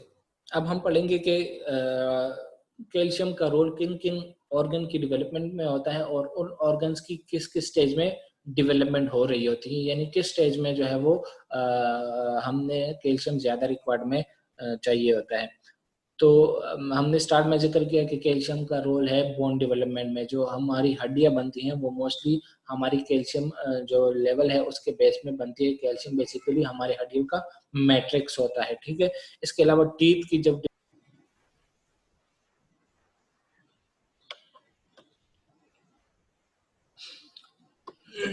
अच्छा, तो कौन कौन से ऑर्गन्स है वो बोन की डेवलपमेंट में, हड्डियां जो बन रही होती है उसमें कैल्शियम रिक्वायर्ड होता है. इसके अलावा टीथ की जो दांतों की डेवलपमेंट होती है उसमें कैल्शियम रिक्वायर्ड होता है. इंटेलिजेंस लेवल, आपका जो आई की लेवल, जब आपकी ब्रेन की डेवलपमेंट हो रही होती है तो उसमें कैल्शियम रिक्वायर्ड होता है. आई साइट में जो है वो उसमें कैल्शियम का रोल है. आई साइट की डेवलपमेंट में आपके नज़र जो विजुअल फंक्शन डेवलप हो रहे होता है तो उसमें कैल्शियम का किरदार होता है. इसके अलावा आपके मुदाफ़ित निज़ाम में जो है वो उसमें कैल्शियम का रोल है. अब किस स्टेज में जो है वो कौन कौन से ऑर्गन्स की डेवलपमेंट हो रही होती है. बोन्स की, सबसे पहले बोन्स के बारे में बात करते हैं. वो genetic factor accounted for only 70%. Genetic factors 0 to 3 years old and adolescent male 11 to 13 years, female 9 to 10 years. इंसानी लाइफ के दो स्टेजेस जो मेल्स के लिए है वो है 11 से लेकर 13 साल तक और ख़वातीन के लिए 9 से लेकर 11 साल तक. ये वो स्टेज है जिसमें आपकी जो हड्डियों की डेवलपमेंट हो रही होती है वो एट फुल फ्लेज होती है, फुल स्पीड होती है. तो इस स्टेज में आपने क्या करना है कि आपने बिल्कुल आपका जो कैल्शियम लेवल है उसको ज़्यादा से ज़्यादा देना है ताकि जो आपके बोन जो डेवलप हो रहे होते हैं वो फुली डेवलप हो और उनमें जो है वो कोई डिफिशियंसी ना आए. कौन कौन से स्टेजेस हैं मर्दों के लिए जो है वो 11 से लेकर 13 साल तक और ख़वातीन के लिए जो है वो 9 से लेकर 11 साल तक. ये वो स्टेज है जिसमें आपके हड्डियों की डेवलपमेंट एट फुल स्पीड होती है, एट फुल फ्लेज होती है. और इस स्टेज में आपने अपने जो कैल्शियम लेवल है उसको क्या करना है, एट मैक्सिमम लेवल रखना है. इसके अलावा टीथ की डेवलपमेंट कब होती है, teeth begins to appear at around 6 month. जब बच्चा होता है तो 6 मंथ की एज में उसके दांत बनना शुरू हो जाते हैं. एंड दो से लेके 3 साल तक उसके जो है वो सारे दांत निकल आते हैं, जो इनिशियल दांत जो होते हैं, ठीक है। उसके बाद जो परमानेंट टीथ है वो कौन सी, वो 12 से लेके वो 6 साल में मतलब छठे साल में बनना शुरू हो जाते हैं, और 12 से लेके 13 साल तक जो है वो उसको मोस्टली जो सारे परमानेंट टीथ है वो निकल आते हैं। तो ये वो स्टेजेस हैं जिसमें आपने अपने कैल्शियम के लेवल को स्ट्रॉन्ग मैक्सिमम लेवल पे रखना है, क्योंकि जो टीथ की डेवलपमेंट हो रही होती है वो रेगुलर बेस पे किस पे डिपेंड करती है, कैल्शियम पे। अब अगर इस स्टेज में जो है वो हमारा कैल्शियम लेवल कम हो गया है तो टीथ की डेवलपमेंट या दांतों का जो बनना है, दांतों का डेवलपमेंट होना है, वो कॉम्प्रोमाइज हो सकता है। और इस तरीके से जो मुख्तलिफ जो टीथ की प्रॉब्लम्स होती हैं, दांतों की बीमारियां होती हैं, जैसे कमजोर दांत या कीड़ा वगैरह लगना, कैविटीज वगैरह, तो ये सारी क्या होती हैं, ये कैल्शियम की डिफिशियंसी की वजह से जो वो हो सकती है। तो हमने क्या करना है कि अपने बच्चों के जो ये वाला स्टेज है जिसमें जो है वो उसके टीथ की डेवलपमेंट हो रही होती है, तो इस स्टेज में जो है वो उसके कैल्शियम लेवल को एट मैक्सिमम लेवल पे रखना है। इसके अलावा IQ डेवलपमेंट कब होती है? Brain has increase 1350 gram at 4 to 5 years, but almost close to adult, and the intelligence has been finalized design basically at age of 15. जो IQ लेवल है वो डेवलपमेंट होना 4 से लेकर 5 साल से इसमें इसकी डेवलपमेंट स्टार्ट हो जाती है, और 12 साल तक इसकी कंटिन्यूअस डेवलपमेंट हो रही होती है। तो इंसानी दिमाग है, जो हमारा ब्रेन है, उसकी क्या 4 से लेकर 5 साल तक जो है वो 4-5 साल से लेके 17 साल तक कंटिन्यूअसली जो है वो इसकी डेवलपमेंट हो रही होती है, और ये वो टाइम फ्रेम होता है जिसमें इसकी डेवलपमेंट मैक्सिमम लेवल पे होती है। तो आपने अगर बच्चों को जो है वो IQ लेवल के इम्प्रूव करना है, आप उनके ब्रेन को एक्टिविटी को इम्प्रूव रखना चाहते हैं, तो इस स्टेज में जो है वो उनके जो कैल्शियम लेवल है, उनको उस कैल्शियम लेवल को हरगिज कम नहीं होने देना, और उस कैल्शियम लेवल को मैक्सिमम लेवल पे रखना है, ताकि उनकी जो IQ लेवल है या जो उनका ब्रेन डेवलपमेंट स्टेज है वो जो है वो मुतासिर ना हो। आई साइट की डेवलपमेंट जो है वो by the age of 3 years old, the highest level of visual function is almost full-fledged. The vision has developed completely at the age of 8. Calcium deficiency is one of the most important reasons of visual dysplasia and even from short-sightedness. 8 साल का as तक 8 साल को जो as है वो क्या है कि इनिशियल से लेके यानी हाँ 8 साल तक क्या हो रहा होता है कि आपका जो विजुअल फंक्शन है, आपका जो आई साइट है, आपका जो नजर है, उसकी कंटिन्यूस डेवलपमेंट हो रही होती है, ठीक है। जिस तरह के पता है कि एडोलेसेंट एज है वो ये एज मतलब 17 साल तक के एज में सारे ऑर्गन जो है वो डेवलपमेंट हो रहे होते हैं, लेकिन यहाँ पे हम हर ऑर्गन की जो है वो स्पेसिफिकली बात कर रहे हैं। तो 8 साल तक क्या होता है, आपकी जो आई साइट है उसकी कंटिन्यूस जो है वो डेवलपमेंट हो रही होती है, वो कंटिन्यूस बेस पे जो है वो बनते रहते हैं। तो इस स्टेज में जो है वो हमने कैल्शियम लेवल को इम्प्रूव करना है, मैक्सिमम लेवल पे रखना है। अगर हमारा कैल्शियम लेवल जो है वो नॉर्मल लेवल से इंक्रीज होगा तो हमें जो है वो आई साइड या नज़र की कमजोरी जो है वो उससे हो सकती है। इसके अलावा मुदाफित इंजाम जो इम्यून सिस्टम है उसमें भी कैल्शियम का किरदार है। The goal development stage of immunity is at 4 to 10 years, 4 से लेके 10 साल तक ये बिल्कुल सुनहरी दौर होता है, गोल्डन एज होता है मुदाफित निज़ाम की डेवलपमेंट में। तो इस स्टेज में जो है वो हमने बाकी सारे न्यूट्रिएंट्स की इंश्योर करने के अलावा जो कैल्शियम लेवल है उसको मैक्सिमम लेवल पे रखना है, ताकि जो हमारा मुदाफित निज़ाम है, जो हमारा इम्यून सिस्टम है, वो फुली डेवलप हो और उसमें जो है वो कोई डिफिशियंसी जो है वो इसकी वजह से ना हो। इसके अलावा सेकंड नंबर पे जो कैल्शियम हमारा है वो है टाइम्स न्यूट्रन कैल्शियम पाउडर, ठीक है। द मेन कंपोनेंट्स एमोलेटिक bone calcium powder, oligosaccharide, defatted milk powder, vitamin A, vitamin D, vitamin C, iron, lactate. इसमें कौन कौन से ये सारे प्रोडक्ट शामिल है, और इसको स्पेसिफिकली जो प्रीवियस टाइम्स था, जो प्रीवियस कैल्शियम था, उसको स्पेसिफिकली चिल्ड्रन के लिए डिजाइन किया गया है। इसको जो है वो ओवरऑल जो नॉर्मल एडल्ट है वो भी यूज कर सकते हैं। इसमें कंपोनेंट्स कौन कौन से शामिल है, वही ज़ाइमोलेटिक बोन कैल्शियम है। इसके अलावा इसमें ओलिगोसैकेराइड इंक्लूड किया गया है। ओलिगोसैकेराइड बेसिकली कार्बोहाइड्रेट होता है, ठीक है। हमारी बॉडी में मुख्तलिफ जो बेसिक न्यूट्रिएंट्स है वो आपको पता होगा, proteins, carbohydrates, vitamin, minerals and ये सारी बेसिक न्यूट्रिएंट्स है। तो ओलिगोसैकेराइड बेसिकली क्या है, ये कार्बोहाइड्रेट और मुख्तलिफ बॉडी के जो फंक्शंस होते हैं उसमें ओलिगोसैकेराइड यूज होता है। इसके अलावा डिफैटेड मिल्क पाउडर होता है, फैट को रिमूव किया हुआ मतलब मिल्क पाउडर होता है इसमें। इसके अलावा विटामिन ए इंक्लूड किया गया है, विटामिन डी इंक्लूड किया गया है, विटामिन सी भी इसमें डाला गया है, एंड आयरन, लैक्टेट जो है वो ये सारे इसके कंपोनेंट है सारे इसमें इंक्लूड किया गया है. It is safer and natural source, एक कुदरती जरिया है कैल्शियम का, and perfect इंजाइमोलाइटिक bone calcium.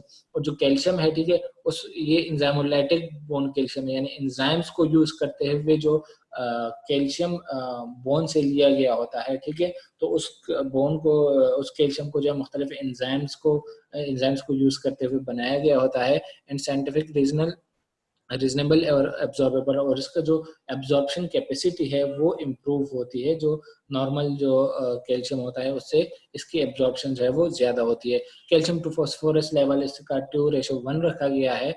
And cares for gastrointestinal irritant with non irritant and गैस्ट्रेट. और ये आपके जो इरिटेशन, कुछ कैल्शियम क्या होता है कि वो आपकी जीआई इरिटेशन कॉज करते हैं. तो ये इससे जीआई इरिटेशन जो है वो इसमें कम, मतलब कोशिश की गई है कि कोई जीआई इरिटेशन इससे ना हो, और इसको जो है वो बायोकम्पेटेबल जो है वो बनाया गया है. इसके अलावा accumulation and loss of bone. अब हम इस स्लाइड में एक चीज डिस्कस करेंगे कि आपकी बॉडी में जो बोन्स है उसमें कब एक्यूमुलेशन होती है और कब जो है वो लॉस ऑफ बोन होता है. ये किस स्टेज में जो है वो आपकी बोन्स में, आपकी हड्डियों में कैल्शियम डिपॉजिट हो रहा होता है, और किस स्टेज में जो है वो आपके बोन से जो है वो कैल्शियम लॉस हो रहा होता है. तो सबसे पहले एक्यूमुलेशन ऑफ बोन मास, वो स्टेज हम डिस्कस करेंगे जिसमें बोन्स की जो कैल्शियम की एक्यूमुलेशन हो. एक्यूमुलेशन की बेसिकली कहते हैं जमा होना, डिपॉजिट होना, ठीक है. डिपॉजिट होने को एक्यूमुलेशन कहते हैं. तो between 70% has been accumulated before 20 years of age. जो 20 साल से पहले की हमारी उम्र होती है उसमें जो टोटल कैल्शियम हमने लेना होगा ठीक है, तो उस कैल्शियम का 70% हमारी बॉडी में, हमारे बोन्स में डिपॉजिट या कम्युलेट हो गया होता है, हमारी बॉडी में, हमारे बोन्स में आ गया होता है. 10% has been accumulated between 20 to 30 age. 20 से लेकर 30 साल तक जो है वो 10%, बाकी जो 10% है वो एक्यूमुलेट हो गया होता है. Reach the peak at around 30 years old. और 30 साल तक क्या होता है, ये पीक एट द पीक होता है. हमारी हड्डियों में जो कैल्शियम लेवल होता है वो किस स्टेज में पीक लेवल पे होता है, at around 30 year of age. 30 साल की एज में जो है वो कैल्शियम हमारी बॉडी में पीक लेवल पे होता है. और 30 साल के बाद क्या होता है, आहिस्ता आहिस्ता ये इन बोन से कैल्शियम लॉस होना शुरू हो जाता है. और कितना, मेल्स के लिए 30% has been lost before 50 years old. 30 से लेकर 50 साल तक लॉस होता है, 30% लॉस हो गया होता है. मेल्स के लिए 30 साल से लेकर 50 साल तक जो उनका कैल्शियम लेवल था उसका 30% यानी 30% लॉस हो गया होता है. इसके अलावा जो फीमेल्स के लिए ये रेशो है 50% have been lost before 70. Females के लिए कौन से, जो 70 साल की एज है उससे पहले 50% ऑफ कैल्शियम जो उनका होता है उनकी हड्डियों में, तो वो लॉस हो गया होता है, वो हमारी हड्डियों से निकल गया होता है. तो ये बेसिकली कैल्शियम लेवल की वेरिएंस है मुख्तलिफ स्टेजेस में. सबसे पहले क्या होता है कि 20 साल तक कितना परसेंट, 70% एक्यूमुलेट होता है. फिर 20 से 30 साल तक 10% और हो जाता है. 30 साल में जो है वो मैक्सिमम लेवल पे होता है. 30 साल के बाद आहिस्ता आहिस्ता जो है वो बोन की डेंसिटी कम होना शुरू हो जाती है, उसमें जो कैल्शियम था वो आहिस्ता आहिस्ता जो है वो लॉस होना शुरू होता है. और मर्दों के लिए 30% जो है वो ऑलरेडी 50 साल से पहले लॉस हो गया होता है, जबकि खवातीन के लिए 70% जो है वो बिफोर 70 इयर्स ऑफ एज, 70 साल से पहले जो है वो उनका 70% कैल्शियम उनके बोन से लॉस हो गया होता है. The bone conversion rate decrease with age growing. For baby, the conversion is 100%. For children, it is 10% and only 2 to 4% when grow. The bone mass will begin to decline after peak period around 30 years old or by 0.7% of total mass every day. जिस तरह मैंने जिक्र किया कि 30 साल की जो as होती है ठीक है, तो 30 साल 0 से लेकर 30 साल तक कैल्शियम की डिपोजिशन एक्यूमुलेशन हो रही होती है. कैल्शियम आहिस्ता आहिस्ता हमारी बोन्स में जमा हो रहे होते हैं, लेकिन 30 साल के बाद जो है वो उसका कंसंट्रेशन आहिस्ता आहिस्ता डिक्लाइन होना शुरू हो जाता है, और जो हमारे बोन्स में जो कैल्शियम है वो आहिस्ता आहिस्ता जो है वो लॉस होता रहता है. और किस स्पीड से, at the speed of 0.7% of total mass every day. और डेली जो है वो कितना, टोटल मास के 0.7% तक जो है वो डेली बेस पे वो कैल्शियम यूज हो रहा होता है, लॉस हो रहा होता है. इसके अलावा कौन कौन सी कंडीशन इससे हो सकते हैं कैल्शियम की डिफिशियंसी से, तो ऑस्टियोपोरोसिस एक बहुत ही इम्पोर्टेंट कंडीशन है और किसकी वजह से होती है, कैल्शियम की डिफिशियंसी की वजह से. When bone mass drop to a certain degree, जब बोन मास बेसिकली कहते हैं जो हड्डी का जो प्रॉपर मैट्रिक्स होता है उसका जो वजन होता है, ठीक है, उसे बेसिकली क्या कहते हैं, जिससे मतलब जो हड्डियां बनी हैं उसे कैल्शियम कहते हैं, उसे बोन मास कहते हैं, जो किस चीज से बनी हुई होती है, कैल्शियम की वजह से. तो when bone mass is drop to a certain degree the integrity of the bone structure is destroyed. एक खास लेवल है, ठीक है, अगर किसी बोन से किसी हड्डी से आहिस्ता आहिस्ता जो है वो कैल्शियम रिमूव हो रहा आहिस्ता आहिस्ता कैल्शियम रिमूव हो रहा होता है, तो एक स्पेसिफिक स्टेज पहुंचता है. उस स्टेज के बाद क्या होता है, the bone is compressed to deformation. जो बोन का स्ट्रक्चर होता है वो कंप्लीटली डिस्ट्रॉय, वो पहले आहिस्ता आहिस्ता तो वीक होता रहता है, लेकिन एक स्टेज पे एक लेवल पे पहुंच के वो कंप्लीटली जो है वो डिस्ट्रॉय हो जाता है और स्ट्रक्चर उसका खराब हो जाता है. Is compromise to deformation, the bone is compressed to deformation.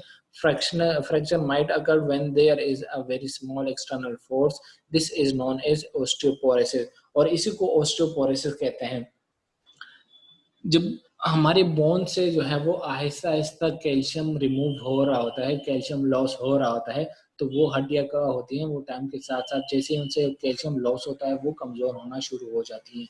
एक खास लेवल पहुंचता है, उस लेवल के बाद जो उन बोन्स की कमजोरी होगी, उससे क्या होगा कि वो जो फ्रैक्चर्स हैं, फ्रैक्चर के चांसेस ज्यादा हो जाएंगे और वो बोन जो है वो इजीली टूट सकेंगे. तो इस कंडीशन को जो है वो क्या कहते हैं, ओस्टियोपोरोसिस. ओस्टियोपोरोसिस की बीमारी है.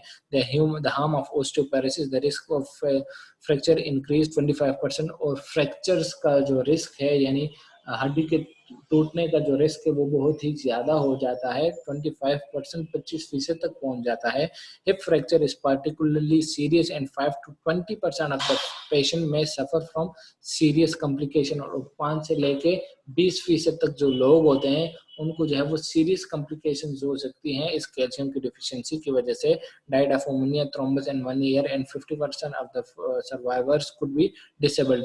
और इसके अलावा जो बाकी कुछ लोग जो है वो कैल्शियम की डिफिशियंसी की वजह से उनकी डेथ वाकई हो जाती है और कुछ लोग सरवाइव कर जाते हैं. लेकिन उनमें से वो लोग, कुछ लोग ऐसे भी होते हैं जो सरवाइव कर तो जाते हैं लेकिन उनकी ओवरऑल क्वालिटी ऑफ लाइफ जो है वो डिक्रीज हो जाएगी. जिस तरह के फॉर एग्जांपल अगर उन्होंने कैल्शियम की डिफिशियंसी विथस्टैंड कर ली, लेकिन उनके जो बोन डेवलप होंगे, उनके जो हड्डियां डेवलप होंगे, वो उस तरीके से नहीं होंगे जिस तरह एक नॉर्मल बंदे के होने चाहिए. उनके बोन जो नी है वो नी नॉकिंग हो रही होगी, या बोर्ड लेग्स हैं, उनके जो टांगे हैं वो टेढ़ी होंगी, उनका कद छोटा हो सकता है, उनका मुदाफित निज़ाम कमजोर हो सकता है.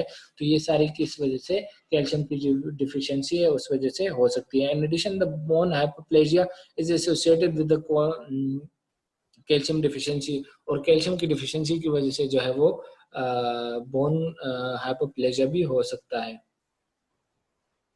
Osteoporosis is just behind us. अच्छा, ओस्टियोपोरोसिस की तादाद जो है वो, इस बीमारी की तादाद दुनिया में बहुत ज्यादा है. At present around about 200 million people around the world suffer from osteoporosis. Around the globe दुनिया में कितने लोग हैं? 200 मिलियन लोग हैं जो ओस्टियोपोरोसिस का शिकार है. Whose morbidity has become the 7th common disease. और ये बीमारी क्या है? ये दुनिया में सबसे ज्यादा 7वें नंबर पे पाई जाने वाली बीमारी है. Infrequently occurring disease, and also the ranks first among 5 major diseases endured by middle-aged and aged people. As the population is living longer, the global incidence of osteoporosis will increase 3 times. जिस तरह के आपको global जो एक trend नजर आ रहा है, उस ट्रेंड में क्या है कि लोग जो है वो आहिस्ता आहिस्ता लंबी जिंदगी जो है वो उन्होंने लंबी जिंदगी गुजारना शुरू कर दिया है. तो लेकिन जिंदगी तो उनकी लंबी होती है, लेकिन उस तरीके से जो गुजारनी होती है, जो हेल्दी लाइफस्टाइल है, वो नहीं होती है. और osteoporosis will increase, the global incidence of osteoporosis will increase 3 times. और अराउंड द ग्लोब जो osteoporosis का रिस्क है वो क्या है? इंक्रीज 3 times, 3 times मतलब 3 गुना जो osteoporosis की बीमारी है, osteoporosis की कंडीशन है, वो जो है वो आने वाले दिनों में 3 times इंक्रीज हो सकती है. In America, Europe and Japan, about 75 million people suffer from osteoporosis. जो ऑलरेडी डेवलप्ड कंट्रीज कहते हैं, यूरोप, 75 मिलियन 75 मिलियन किस चीज का शिकार हैं? ओस्टियोपोरोसिस की बीमारी का शिकार हैं. Which accounts and in China about 90 million people, 90 million patients which account for 70% of the whole population. और चाइना में जो ये फिगर है वो क्या है, 90 मिलियन यानी 90 मिलियन लोग जो है वो इस ओस्टियोपोरोसिस का शिकार है, जो कि क्या बनता है 7% उनकी टोटल आबादी, चाइना की टोटल आबादी का ये फिगर 7% बनता है. The World Health Organization WHO जो है वो क्या करता है, सेट्स अक्टूबर 20 अक्टूबर को जो दिन है वो किस नाम से बनाता है, द वर्ल्ड ओस्टियोपोरोसिस डे, यानी जो आलमी ओस्टियोपोरोसिस का दिन है वो मनाता है बिकॉज ऑफ इस जो है वो जो इसकी इम्पोर्टेंस है ओस्टियोपोरोसिस में, जो इसकी हाई एपिडेमियोलॉजी है, तो उसको हाईलाइट करने के लिए ये WHO क्या करता है 20 अक्टूबर को वर्ल्ड ओस्टियोपोरोसिस डे जो है वो मनाता है. इसके अलावा women should consume the calcium supplement all their lives. अब खवातीन को क्या करना चाहिए, उनको तो calcium regular through out the life, regular base पे लेना चाहिए. क्यों? क्योंकि जो खवातीन के जो मुख्तलिफ स्टेजेस होते हैं, हर एक स्टेज में जो है वो कैल्शियम की रिक्वायरमेंट होती है, कैल्शियम रिक्वायर्ड होता है. और अगर उस स्टेज में उस कैल्शियम की वो जो गाइडलाइंस है वो पूरी नहीं की तो इससे मुख्तलिफ कंडीशन, मुख्तलिफ बीमारियां जो है वो पैदा हो सकती हैं.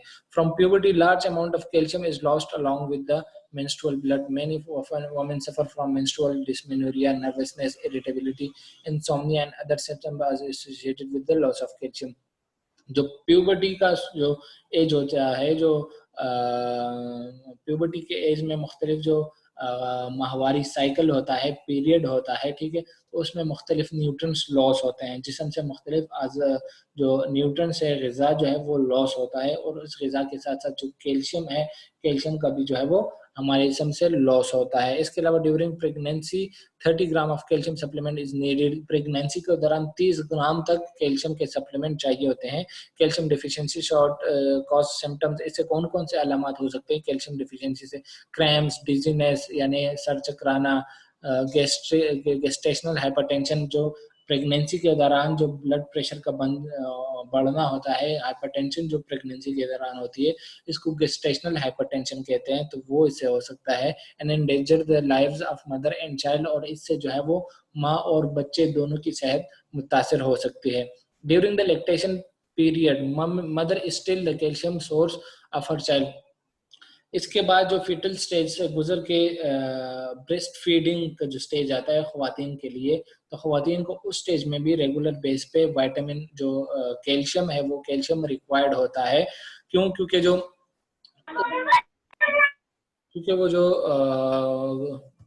बॉडी कैल्शियम कंज्यूम कर रही होती है वो किससे कर रही होती है, जो हमारी जो माँ की बॉडी में जो कैल्शियम पाया जाता है, तो वो बच्चा उस कैल्शियम को यूटिलाइज करते हुए अपनी बॉडी के फंक्शंस परफॉर्म करता है. तो इस तरीके से जो माँ की जो प्रेगनेंसी का जो एज होता है, ठीक है, प्रेगनेंसी का नहीं सॉरी, जो लैक्टेशन वो स्टेज होता है जिसमें माँ अपने बच्चे को दूध दे रही होती है. तो उस दूध के साथ जो है वो उसका बहुत ज्यादा कैल्शियम लॉस होता है, बल्कि लॉस नहीं, ट्रांसफर होता है टुवर्ड्स द बेबी. तो उस स्टेज में जो है वो उन खवातीन के लिए बहुत ज़्यादा क्वांटिटी में कैल्शियम रिक्वायर्ड होता है. और बच्चा कितना, जो 30 mg ऑफ कैल्शियम है वो डेली बेस पे बच्चा अपनी मदर से जो है वो ट्रांसफ़र होता है. जो कैल्शियम रिक्वायर्ड होता है छोटे जो बच्चे हैं उनके बॉडी के लिए, तो वो कितना होता है 30 mg तक. और वो ये कैल्शियम कहाँ से लेते हैं? अपनी मदर से लेते हैं फ्रॉम बाई ब्रेस्ट फीडिंग. जब ब्रेस्ट फीडिंग करते हैं तो उसके जो है वो 30 mg रोजाना की बेस पे बच्चे में ट्रांसफर होता है. तो इसलिए जो है वो लैक्टेशन के स्टेज में जो खवातीन होती हैं या जो माएँ होती हैं उनको जो है वो कैल्शियम की सप्लीमेंटेशन करनी चाहिए. After menopause women will lose abundance of calcium because of the inadequate of endogenous estrogen secretion. Old women are easier to suffer from fracture. The number is 3 times as higher as in men's. Menopause का जो stage है जिसमें जो है वो मुख्तलिफ जो खवातीन होते हैं उनके पीरियड्स आना बंद हो जाते हैं, उसको मेनोपॉज का स्टेज कहते हैं. 40 to 45 साल के एज में ये वेरिएट करता है. इस स्टेज में क्या होता है کہ مختلف جو ہارمونز ہیں ہارمونز کی ریلیز جو ہے وہ کم ہو جاتی ہے, ایسٹروجن انڈوجینس ایسٹروجن کی سیکریشن جو ہے وہ کم ہو جاتی ہے, وہ کمپرومائز ہو جاتی ہے. اب اس سٹیج میں کیا ہوتا ہے کہ اس ہارمونل امبیلنس کی وجہ سے جو کیلشیم کی ایبزارپشن ہے, کیلشیم کی ایبزارپشن میں بھی امبیلنس آ جاتا ہے, اور جو اس لیول پہ اس سٹیج میں جو کیلشیم ہوتا ہے وہ آہستہ آہستہ اس کی جو ہے وہ کنسنٹریشن کم ہوتی جاتی ہے. تو اولڈ وومن جو ہے وہ ایسے 40 to 55 ایئرس کے ایج کے لیے کہ وومنس کے لیے جو ہے وہ کیلشیم کی سپلیمنٹیشن ریکوائرڈ ہوتی ہے, جس سے کیا ہوتا ہے ظاہری بات ہے کہ جب کیلشیم کی ڈیفیشنسی ہوگی ہارمونل امبیلنس کی وجہ سے ان میں جو کیلشیم کی ڈیفیشنسی آتی ہے تو وہ کیا کرتی ہے مختلف جو ہمارے اسٹرکچرل کمپوننٹس ہیں بونز وغیرہ یا ٹیتھس وغیرہ ہے, ٹھیک ہے, تو ان سے جو وہ کیلشیم ٹرانسفر ہوتا ہے ٹورڈز ہمارے بلڈ, اور پھر اس سے کیا ہوتا ہے جو وہ بونز ہوتے ہیں وہ جو ہڈیاں ہوتی ہیں وہ کمزور ہونا جو ہے وہ شروع ہو جاتی ہیں. تو ان سارے خواتین کے لیے almost through out the life Hare stage میں کیلشیم ریکوائرڈ ہوتا ہے. کیوں ریکوائرڈ ہوتا ہے وہ ساری چیزیں جو وہ ہم نے ڈسکس کی. اس کے علاوہ تھرڈ جو پروڈکٹ ہے ٹائنز calcium powder with metabolic factor, اس میں کیا کیا گیا ہے کہ میٹابولک فیکٹر انکلوڈ کیا گیا ہے باقی کمپوننٹس کے ساتھ. اس میں کون کون سے ہیں؟ زائمولیٹک کیلشیم, بون کیلشیم اس میں بھی ہے, اس میں مالٹ اولیگوسیکرائڈ وٹامن ہے, باقی ساری چیزیں وہی ہیں, لیکن اس میں کیا انکلوڈ کیا گیا ہے پمپکن پاؤڈر, کدو کا جو پاؤڈر ہے وہ انکلوڈ کیا گیا ہے, جس سے اس کی خصوصیات کون کون سی آتی ہیں؟ Know sugar, low fat, fat level اس کا کم ہوتا ہے, supply calcium and love blood sugar at main while, اور یہ کیا کرتا ہے آپ کے بلڈ شوگر لیول کو بھی جو ہے وہ اس کو بڑھنے سے روکتا ہے, اس کو ریگولیٹ کرتا ہے اور اس کو جو ہے وہ نارمل لیول پہ رکھتا ہے. ریفائنڈ پمپکن پاؤڈر, جو پمپکن پاؤڈر ہے ٹھیک ہے, وہ کیا کرتا ہے اٹ سپلائز, یہ پمپکن پاؤڈر بھی بیسیکلی ایک نیوٹرن ہے, ایک رچ نیوٹرن ہے, جس میں کیا کیا چیز شامل ہے؟ اٹ سپلائز پیکٹین سولوبل ڈائٹری فائبر یہ پرووائڈ کرتا ہے. پولیسیکرائڈز ہوتے ہیں اس میں, پولیسیکرائڈ بیسیکلی کاربوہائیڈریٹس یعنی کہ کاربوہائیڈریٹس ہوتے ہیں, many other kinds of ہائپوگلائسیمک composition, اور اس میں جو ہے وہ اور بھی بہت سارے کمپوننٹس ہوتے ہیں. کون سے؟ ہائپوگلائسیمک, ہائپوگلائسیمک کا مطلب ہے آپ کے شوگر لیول کو کم کرنے والے کمپوننٹس. تو اس پمپکن پاؤڈر میں وہ سارے کمپوننٹس انکلوڈ کیے گئے ہیں, وہ سارے کمپاؤنڈس کا پائے گئے ہیں جو آپ کے بلڈ شوگر لیول کو نارمل رکھتے ہیں, لو لیول پہ رکھتے ہیں. Malt اولیگوسیکرائڈ has a sweet test but no influence to sugar and lipid metabolism. Malt اس میں جو ہے وہ مالٹ اولیگوسیکرائڈ جو ہے وہ انکلوڈ کیے گئے ہیں جو آپ کی لیپڈ میٹابولزم کو امپروو کرتے ہیں اور آپ کی جو مختلف لیپڈ کا جو لیول ہے اس کو بھی جو ہے وہ ریگولیٹ کرتے ہیں. اس کے علاوہ vitamin B can prevent kidney metabolic dish order caused by high blood glucose, strengthen the function of the pancreas. Vitamin B2 regulate blood sugar and cholesterol. جو وائٹامنز ہوتے ہیں vitamin B1 and vitamin B2 ان کا مختلف functions ہوتا ہے, وہ ہماری kidney کے جو میٹابولک فیکٹر ہے, جو ہماری کڈنی میں جو میٹابولزم ہوتی ہے اس کو جو ہے وہ کنٹرول کرتے ہیں, اور ہمارے بلڈ شوگر لیول ہے ہماری باڈی میں, ہمارے بلڈ میں, ہمارے خون میں جو شوگر کا لیول ہے اس کو جو ہے وہ ریگولیٹ کر رہے ہوتے ہیں, اور شوگر لیول کے ساتھ ساتھ جو کولیسٹرول لیول ہے ہمارے بلڈ میں اس کو بھی جو ہے وہ ریگولیٹ کرتے ہیں. ٹائنز ایکسپورٹ آف کیلشیم ہائی, اچھا یہ کیا کرتا ہے؟ It is high blood pressure, high ٹرائیگلائسرائڈ and high blood sugar level are all related to calcium deficiency. یہ تینوں ہائی بی پی, جو ٹرائیگلائسرائڈ جو ہمارے گلائسرول یا کولیسٹرول کا لیول کا انکریز ہونا, وہ اور شوگر لیول کا انکریز ہونا, تو یہ سارے ڈائریکٹلی اور انڈائریکٹلی کیلشیم کی ڈیفیشنسی کے ساتھ جو ہے وہ ریلیٹڈ ہے. اب کیسے calcium and high blood pressure یہ دونوں کیسے ریلیٹڈ ہے آپس میں؟ Calcium can regulate blood vessel contraction and diastole. Calcium deficiency could cause ویزو construction and high blood pressure. Calcium کیا کر رہا ہوتا ہے؟ یہ آپ کی باڈی میں جو بلڈ ویسلز ہیں, جو خون کی رگیں ہیں جس میں خون فلو کر رہا ہوتا ہے, ٹھیک ہے, تو یہ ان بلڈ ویسل کی کنٹریکشن کرتا ہے, یعنی ان کو جو ہے وہ ان کی ریلیکسیشن کرتا ہے, ان کے ڈائمیٹر کو بڑا کرتا ہے. جب ان کی ریلیکسیشن ہوتی ہے تو اس میں خون جو ہے وہ پراپر سپیڈ سے فلو کر رہا ہوتا ہے, ٹھیک ہے. اب جب انسانی جسم میں کیلشیم کی ڈیفیشنسی آتی ہے تو وہ ویسلز کی کنٹریکشن نہیں ہوتی, جو بلڈ ویسلز ہے ان میں وہ الاسٹیسٹی نہیں رہتی, اور اس میں جو بلڈ کا فلو ہے وہ زیادہ فورسفلی ہارٹ بلڈ کو پمپ کرتا ہے, اور وہ جو بلڈ ویسلز ہے وہ ہائی پریشر کو جو ہے وہ وithstand نہیں کر پاتے, اور اس طریقے سے جو ह्यूमन बॉडी का जो ब्लड प्रेशर है, जो बीपी है, वो हाई हो जाता है। वो किस वजह से? कैल्शियम की डिफिशियंसी की वजह से। कैल्शियम की डिफिशियंसी होगी, उसका जो ब्लड वेसल है वो प्रॉपर रिलैक्स नहीं होंगे। जब रिलैक्स नहीं होंगे तो उस बॉडी का ब्लड प्रेशर जो है वो हाई होगा। Calcium and high triglyceride, calcium can reduce the concentration of cholesterol in blood and high blood fat will affect the human body to absorb calcium in turn. Calcium क्या करता है? ये आपके cholesterol में, ये आपकी ब्लड में कोलेस्ट्रॉल के लेवल को कम करता है। और कोलेस्ट्रॉल का जो लेवल कम होता है, ये बेसिकली ड्राइव फोर्स होता है। किस लिए? कैल्शियम के लिए। हमारी बॉडी में कोलेस्ट्रॉल का लेवल कम होगा तो उसको कंपनसेट करने के लिए हमारी बॉडी जो है वो बाहर से जो हमारा स्टमक है या इंटेस्टाइन से कैल्शियम जो है वो लेगी, और इससे जो है वो कैल्शियम की कंसंट्रेशन हमारी बॉडी में इंक्रीज हो सकती है। Calcium and high blood sugar, calcium plays a role as switch in the secretion of insulin. Calcium का किरदार होता है किस चीज में? इंसुलिन की सिक्रीशन में। और इंसुलिन क्या करता है? ये आपके ब्लड शुगर लेवल को कंट्रोल कर रहा होता है, ठीक है। जब बॉडी में ब्लड शुगर लेवल ज्यादा होते हैं तो इंसुलिन की प्रोडक्शन होती है, जिसपे जो क्या करता है वो ग्लूकोज को कन्वर्ट करता है जो मुख्तलिफ बाकी कंपाउंड्स हैं उनमें। तो ये क्या करता है? कैल्शियम का रोल है इंसुलिन की प्रोडक्शन में। और इंसुलिन हमारे ब्लड शुगर लेवल को, हमारी खून में जो शुगर का लेवल है उसको जो है वो रेगुलेट कर रहा होता है। इसके अलावा जो लास्ट प्रोडक्ट है times calcium capsule with lecithin, इसमें लेसिथिन बाकी कंपोनेंट्स के साथ लेसिथिन डाला गया है। लेसिथिन बेसिकली क्या चीज है? Lecithin is about 17% to 20% of brain nerve cells and the quantity and the main component of the brain information transmission material। ये क्या करते हैं? हमारी ब्रेन में, हमारे दिमाग में जो ट्रांसमिशन हो रही होती है, जो मैसेजेस ट्रांसफर हो रहे होते हैं, ठीक है, जो मुख्तलिफ मैसेजेस ये बॉडी को पहुंचाते हैं, तो उनकी ट्रांसमिशन को इम्प्रूव करता है ये लेसिथिन। यानी ये कम्युनिकेशन को इम्प्रूव करता है। नर्व के बीच में जो कम्युनिकेशन हो रही होती है, ये उस कम्युनिकेशन को इम्प्रूव करता है। और इस तरीके से जो हमारा ओवरऑल सेंट्रल नर्वस सिस्टम है, जो हमारा आसाबी निज़ाम है, वो बेहतर होता है, वो इम्प्रूव होता है। और हमारे जो बाकी बॉडी पार्ट्स है वो जो है वो आपस में इन कोऑर्डिनेशन होता है। इसके अलावा vitamin B1 can help the brain use glucose to produce energy. जो विटामिन B1 होता है, ये क्या करता है? ये हमारी बॉडी में जो ग्लूकोज का लेवल है, ठीक है, ग्लूकोज हम किस लिए इस्तेमाल करते हैं? हमारा बॉडी ग्लूकोज का इस्तेमाल करता है एनर्जी की प्रोडक्शन के लिए।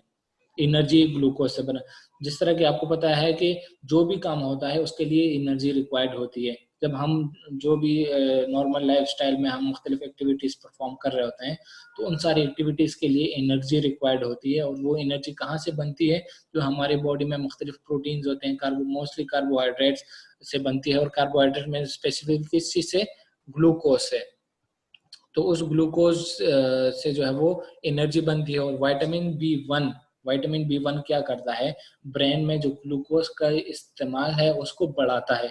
जब ग्लूकोज का इस्तेमाल ज़्यादा हो रहा होता है, इसका मतलब है कि एनर्जी ज़्यादा बन रही है हमारे ब्रेन में, और हमारा ब्रेन जो है, हमारा दिमाग, वो इफेक्टिवली जो है वो एक्टिवली काम करता है। इसके अलावा टॉरिन जो है वो भी हमारी ब्रेन की डेवलपमेंट के लिए इम्पोर्टेंट होता है। हमारी दिमाग में जो मुख्तलिफ फंक्शंस परफॉर्म होते हैं तो उनमें जो है वो टायरन का रोल होता है। इसके अलावा vitamin B12 is able to eliminate dysphagia, focus, attention, enhance memory and sense of balance। और जो विटामिन B12 है, या हमारी मेमोरी जो है, हमारे याददाश्त जो है वो उसको क्या कहते हैं? improve करता है। एडवांस अब स्टैंडर्ड ऑफ गुड कैल्शियम, अच्छा कैल्शियम, जब भी आप कोई सप्लीमेंट, कैल्शियम का सप्लीमेंट सेलेक्ट करते हैं, उसके 5 स्टैंडर्ड्स होने चाहिए, मैयार, 5 मैयारों पे वो पूरा होना चाहिए। वो मैयार कौन कौन से हैं? That should be नेचुरल, वो सोर्स तो कुदरती होना चाहिए।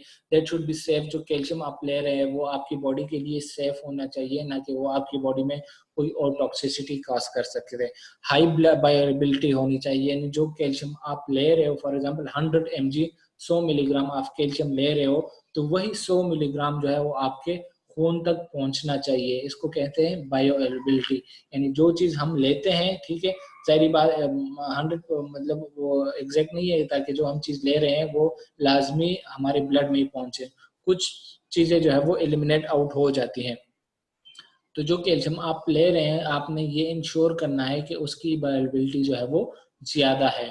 اس کے علاوہ ہائی کیلشیم کنٹینٹ جو چیز آپ لے رہے ہو, ٹھیک ہے, جو سپلیمنٹ لے رہے ہو اس میں کیلشیم کا کنٹینٹ دیکھنا ہے آپ نے کہ جو کیلشیم, جتنا کیلشیم مجھے چاہیے اتنا کیلشیم اس میں ہے کہ نہیں ہے, اینڈ ہائی ایبزارپشن ریٹ, اور اس کیلشیم کی جو ایبزارپشن ہے, ٹھیک ہے, یعنی جو بلڈ میں جو انٹسٹائن سے وہ ٹرانسفر ہوتا ہے ٹورڈز دا بلڈ, تو یہ ایبزارپشن جو ہے وہ اس کی زیادہ ہونی چاہیے. ٹائنس کا پروڈکٹ جو ہے وہ اس کی, اس میں یہ سارے اسٹینڈرڈس پائے جاتے ہیں, اس کا سورس نیچرل ہے, وہ آپ کی باڈی کے لیے سیف ہے, اس کی بایو اویلیبلٹی زیادہ ہے, جتنا کیلشیم آپ لیتے ہو تو اتنا ہی جو ہے وہ آپ کی بلڈ میں شامل ہوتا ہے. اس کے علاوہ کیلشیم کنٹینٹ جو انکلوڈ کیا گیا ہے وہ آپ کی باڈی کی ریکوائرمنٹ کے مطابق جو ہے وہ, اور صرف آپ کی باڈی کے لیے نہیں بلکہ اسپیسیفکلی چلڈرن کی ریکوائرمنٹ کے مطابق جو ہے وہ ان کے لیے الگ کیلشیم بنایا گیا ہے, ایڈلٹس کے مطابق جو ہے وہ ان کے لیے الگ کیلشیم بنایا گیا ہے, اور ان سارے جو کیلشیم لیول ہے, ٹھیک ہے, اس کی ایبزارپشن ریٹ جو ہے وہ امپروو ہے, بہت زیادہ ہے.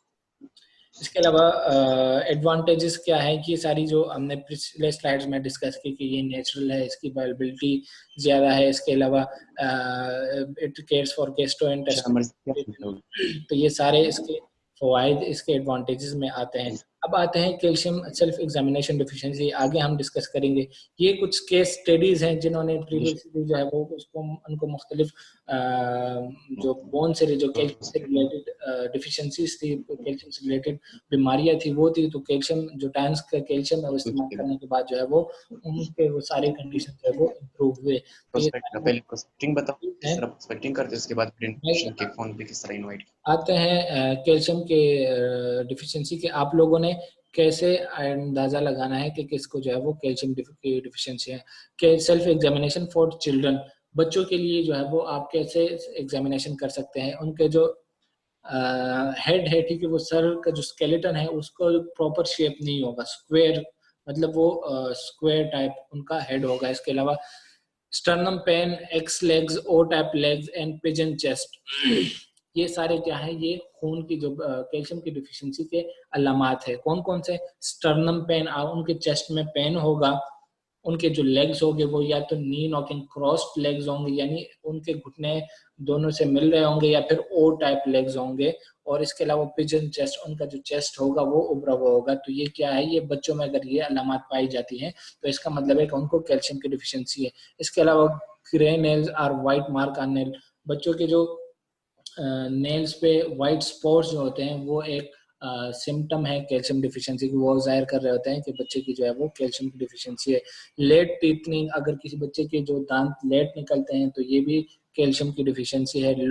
لائکلی سفر فرام ایگزیما, مختلف قسم کی اسکن کی بیماریاں, جو بچے جن بچوں کی جو ہے وہ ایزیلی اسکن کی بیماریاں ہوتی ہیں تو وہ بھی کیلشیم کی ڈیفیشنسی کی وجہ سے ہوتی ہے. اٹینشن ڈیفیسٹ ہائپر ایکٹیویٹی ڈس آرڈر, ایسے بچے جو کسی خاص چیز پر فوکس نہیں کر رہے ہوتے ہیں, ان کا دماغ مطلب کام تو ایک اور کر رہے ہوتے ہیں لیکن ان کا دماغ کہیں اور ہوتا ہے, تو یہ بھی کیلشیم کی ڈیفیشنسی کی وجہ سے ہوتا ہے.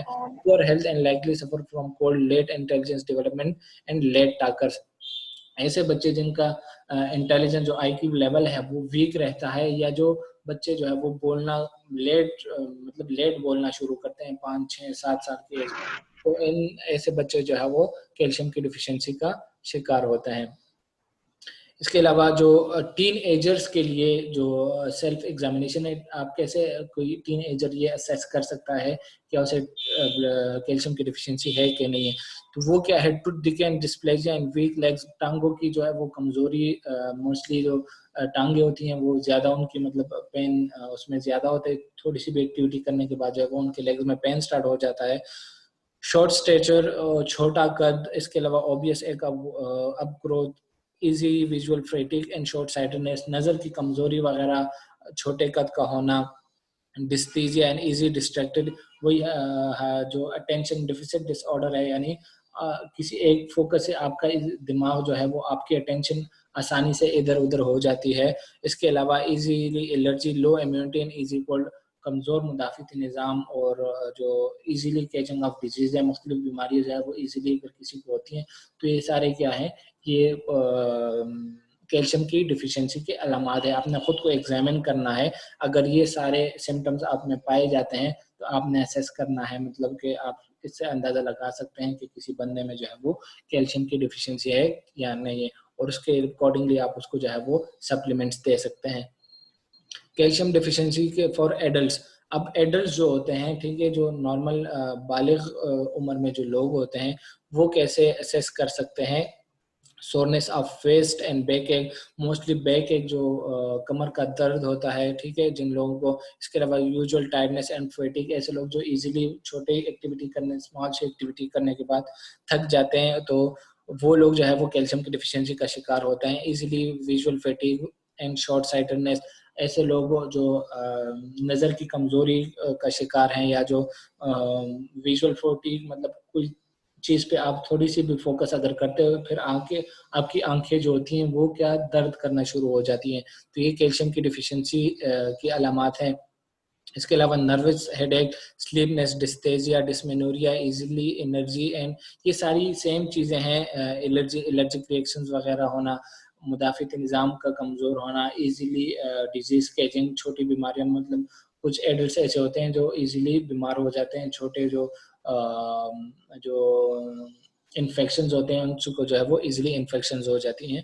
تو یہ سارے کیا ہے, یہ کیلشیم کی ڈیفیشنسی کے علامات ہیں. Self examination of calcium deficiency in pregnant and nursing women, ایسے خواتین جو حاملہ خواتین ہیں یا جو بچے کو دودھ دے رہی ہیں ہوتی ہیں, تو وہ کیسے اسیس کر سکتی ہیں اپنے آپ میں کیلشیم کی ڈیفیشنسی. اس میں بھی وہی سمٹمز ہے جو ہم نے پچھلے ڈسکس کیے, waste soreness of waste, back ایک اینڈ جوائنٹ ایک, جو کمر کا درد ہونا ہے یا جو جوڑوں میں درد ہونا, یہ کیلشیم کی ڈیفیشنسی کے علامات ہے. اس کے علاوہ موبائل ٹیتھس ہوتے ہیں ان کا کمزور ہونا اور ایزیلی جو ہے وہ فریکچر ٹوٹ جانا, یا جو ٹیتھس کی مطلب کچھ لوگ ایسے ہوتے ہیں کہ اس میں ان کی ٹیتھ جو ہے وہ موبائل مطلب اپنی جو اوریجنل پوزیشن ہے وہ چینج کر جاتی ہیں, تھوڑی سی باہر کی طرف نکل آتی ہیں جو ہے وہ اندر کی طرف چلی جاتی ہیں. تو ایسے کنڈیشنز بھی کیلشیم کی ڈیفیشنسی کی وجہ سے ہوتی ہیں. اس میں بھی باقی جو مسل ویکنس ہے, نمنس ہے, ڈیزنس یعنی سر چکرانا, انیمیا, جو بلڈ کی کمی وغیرہ ہے, ایزیلی فیٹیگ, آسانی سے تھک جانا, جو نروس مائگرین ہے, سلیپ لیس اینڈ ڈستھیزیا, یعنی آپ کا سینٹرل, یہ ساری چیزیں سینٹرل نروس سسٹم جو آپ کا اعصابی نظام ہے اس سے ریلیٹڈ ہے, سینٹرل اعصابی نظام کی کمزوری وغیرہ. پریگنینسی ہائپرٹینشن, جو گسٹیشن ہائپرٹینشن ہوتی ہے اس میں, تو یہ ساری کس چیز کی علامات ہے, کیلشیم کی ڈیفیشنسی کی علامات ہے. تو ایسے خواتین جو یا تو حاملہ خواتین ہیں یا بچے کو دودھ دے رہی ہیں, انہوں نے یہ ساری چیزیں جو اپنے ساری سمٹمز اپنے آپ میں دیکھنے ہیں. اگر وہ اس میں سے کچھ بھی سمٹمز ان کو ہے تو وہ کیلشیم کی ڈیفیشنسی جو ہے وہ ظاہر کرتے ہیں. اس کے علاوہ انسفیشینٹ ملک سیکریشن